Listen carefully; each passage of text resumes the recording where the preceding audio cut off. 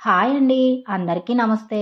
ఈ చిన్ని వీడియో ఏంటి అనుకుంటున్నారా? ఇందులో అయితే అప్పటికప్పుడు టమాటా పచ్చడి ఎలా చేసుకోవచ్చో ఈ వీడియోలో అయితే చూపించేస్తున్నాను. ఇది నిల్వ పెట్టుకోవాల్సిన పచ్చడి కాదండి. అప్పటికప్పుడు కూడా చేసుకోవచ్చు. దానికోసం నేను 3/4 కిలో టమాటాల వరకైతే తీసుకున్నానండి. చక్కగా ముక్కలు కట్ చేసి, కాస్తంత ఎక్కువ ఆయిల్ పోసి, అందులో ఆ ముక్కలు వేసేసి, కొద్దిగంత సాల్ట్ వేసుకొని, అలానే ఒక స్పూను పసుపు వేసుకొని చక్కగా ఆ టమాటా ముక్కల్ని కలిపేసి స్టవ్ పైన పెట్టి మూత పెడితే చక్కగా మగ్గిపోతాయండి. ఈ ముక్కలు బాగా మగ్గిపోవాలి అంటే కనీసం ఒక 5 నిమిషాల టైం అయితే తీసుకుంటుందండి.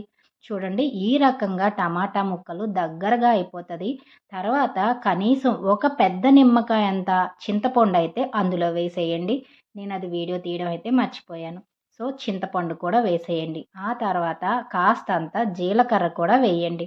జీలకర్ర వల్ల పచ్చడికి చాలా మంచి రుచయితే వస్తదన్నమాట. సో, వేసి అలా కాస్తంత కలపండి. కలిపిన తర్వాత మళ్ళీ ఒక్క 2 నిమిషాల పాటు మూత పెట్టండి. మూత పెట్టి పక్కన పెట్టేసి స్టవ్ బంద్ చేసి ఆరిపోనివ్వండి. ఆ తర్వాత మరిన్ని వెల్లుల్లిపాయలు తీసుకొని, కాస్తంత జీలకర్ర తీసుకొని, అలానే మెంతిపిండి కొంచెం, ఆవపిండి కొంచెం వేసి చక్కగా మిక్సీ పట్టండి. సాల్ట్ అయితే మీ టేస్ట్‌కి చూసుకుంటూ ఉప్పు సరిపోయిందా లేదా అన్నట్టుగా మీరు చెక్ చేసుకుంటూ సాల్ట్ వేసుకోండి. రాళ్ళ ఉప్పు ఉంటే మరీ మంచిదండి. ఓకేనా? తర్వాత మగ్గించి చల్లారి పెట్టుకున్న టమాటా ముక్కలు తీసుకొచ్చేసి అందులో వేసుకోండి. ఆ తర్వాత నేనైతే 3 స్పూన్ల వరకు కారం వేసుకున్నాను. మా కారం బాగా కారంగా లేదు. సో, మీరు కారం మీకు ఎంత ఘాటు కావాలో చూసుకొని అందులో అయితే వేసేసుకోండి. వేసుకొని కొంచెం కలపనివ్వండి.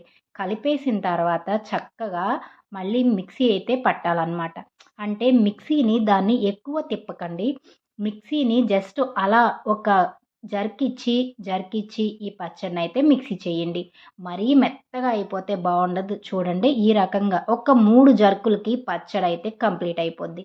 చక్కగా పక్కన పెట్టేసుకొని మరింత ఆయిల్ ఎక్కువగా వేసుకొని, ఈ పచ్చడికి కావాల్సింది ఆయిలేనండి.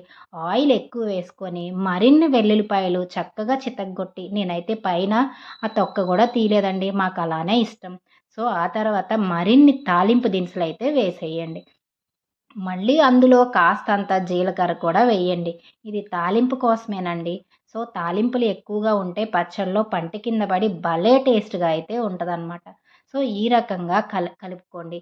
చక్కగా వేగనివ్వండి. అలానే ఒక 2, 3 ఎండుమిర్చి కూడా వేసుకోండి. అది మీ ఇష్టం అనమాట. సో, ఈ రకంగా బాగా వేగనివ్వండి. వేగనిచ్చిన తర్వాత ఒక గుప్పెడు కరివేపాకైతే వేసేయండి. కరివేపాకు వేసి అది కూడా కాస్తంత వేగనివ్వండి. సో, బాగా వేగిన తర్వాత ఈ తాలింపులో మీకు కావలసినంత అంటే ఇష్టం ఉంటే కాస్తంత ఇంగువ వేసుకోండి.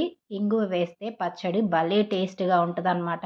ఏ తాలింపులో అయినా ఇంగువ వేసి పెట్టుకుంటే తాలింపు ఆ కూర కానివ్వండి టేస్ట్ అయితే భలే ఉంటది.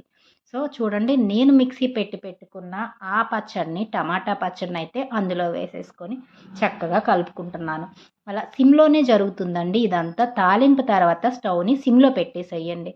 పెట్టిన తర్వాత మొత్తం పచ్చడిని ఆ గిన్నెలోకి షిఫ్ట్ చేసేసుకొని చక్కగా కలపనివ్వండి. తర్వాత చూడండి చుట్టూ ఆయిలు ఎలా పొంగుతా ఉందో. సో, అలా ఒక్క 2 నిమిషాలు ఎక్కువ అక్కర్లేదు. అలా కలుపుకుంటూ ఒక 2 నిమిషాల పాటు స్టవ్ మీద ఉంచుకొని, ఇంకా దాన్ని స్టవ్ అయితే బంద్ చేసేయండి. ఈ పచ్చడి కనీసం ఒక 20-25 రోజులైనా నిలవుంటదండి. ఎక్కడ వాటర్ తగలనివ్వకుండా పెట్టుకోండి. ఎంత బావుంటది అంటే టమాటా పచ్చడి అంటే నిల్వ పచ్చడి పెట్టడం రాని వాళ్ళు కూడా ఇది ఈజీగా చేసుకోవచ్చు. చాలా బావుంటది. ఒక్కసారయితే ట్రై చేయండి. చాలా ఈజీ. ఇక్కడ ప్రాసెస్ అంతా ఏమీ లేదండి. తాలింపు వేసుకోవడం, టమాటాలనైతే మగ్గించుకోవడం. ఇంతేనండి. ఎంతో త్వరగా అయిపోద్ది. మీకు గాని ఈ వీడియో నచ్చితే లైక్ చేయండి.